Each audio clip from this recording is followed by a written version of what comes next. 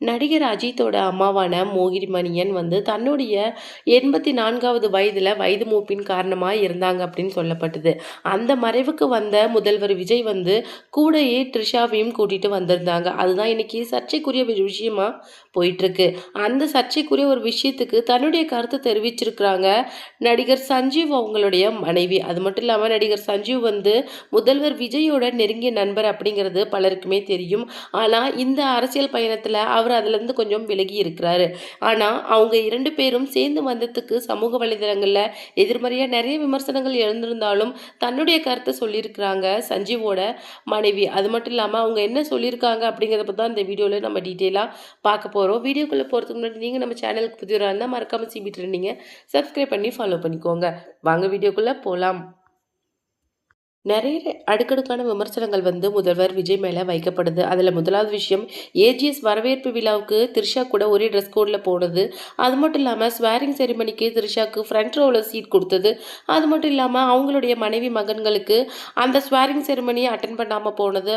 அது மட்டும் இல்லாமல் இப்போ கடைசியாக அஜித் அவங்களுடைய அம்மாவோட மறைவுக்கு முதல்வரோடையே த்ரிஷாவும் வந்தது அப்படிங்கிற மாதிரி அடுக்கடுக்கான விமர்சனங்கள் முதல்வர் விஜயை பற்றி போயிட்டு இருந்தாலும் அதுக்கு ஒரு தெளிவான விளக்கத்தை கொடுத்துருக்காங்க நடிகர் சஞ்சீவோட மனைவியான பிரீத்தி. அவங்க என்ன சொல்லியிருக்காங்க அப்படின்னு சொல்லிட்டு பார்த்தீங்கன்னா, ஸ்வேரிங் செரிமனிக்கு சங்கீதா விஜய் வராமல் போகிறதுக்கு பல்வேறு காரணங்கள் இருந்தாலும் நடிகர் அஜித் சங்கீதா விஜய்க்கு மட்டும் கிடையாது, முதல்வராக இருக்கட்டும் இல்லை த்ரிஷாவாக இருக்கட்டும், அவங்களுக்கு ஒரு பொதுவான நண்பர் அப்படிங்கிற பட்சத்தில் அவர் கூட வந்தது எந்த விதத்துலையும் தப்பு கிடையாது.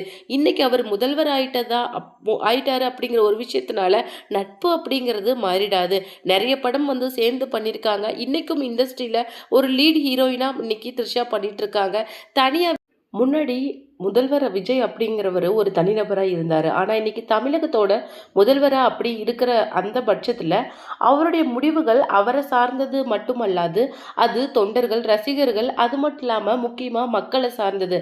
அவருடைய எந்த முடிவுகளாலையும் யாரும் பாதிக்கப்படாத அளவுக்கு தான் அவருடைய முடிவுகள் அப்படிங்கிறது இருக்கும். அப்படிங்கிற விதத்தில் அவருடைய ஒவ்வொரு அசைவுகளுக்கும் ஒரு அர்த்தம் உண்டு. தயவு செய்து தவறாக பேசாதீங்க.